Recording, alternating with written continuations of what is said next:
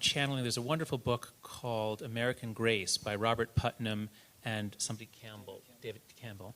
And that really informed a lot of my thinking about religion. As I said, I'm an atheist, the sort of person who used to, I was the sort of person who should have become a new atheist and been very hostile to religion, but I was already studying morality by that time. And in American Grace, they go through the research on on showing that religious Americans are better citizens and better in many ways than non-religious Americans, and they go through what is it? Is it the belief in God? No, because they can crunch all the numbers about what kind of Christian are you, what kind of Hindu are you.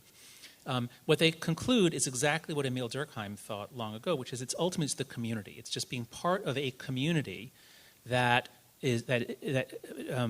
endures over time and that talks about, well, this is me adding on, and that talks about morals, ethics, values, what's good, what's not good. So you could have a community of, Ford Mustang owners, but that's not going to do it because they're not really talking about any kind of virtues.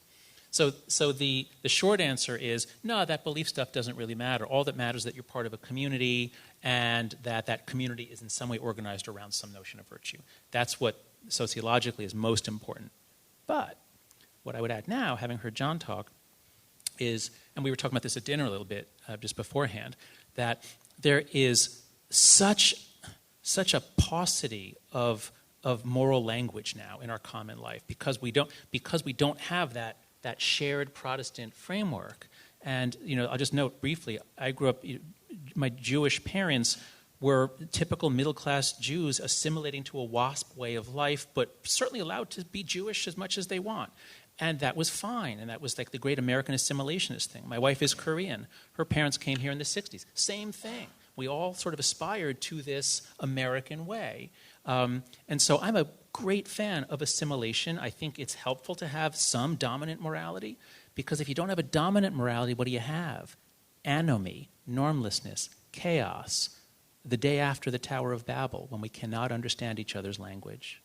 So to hear John talk about, it used to be that we could, as long as you say God plain vanilla, like I was fine with that growing up Jewish.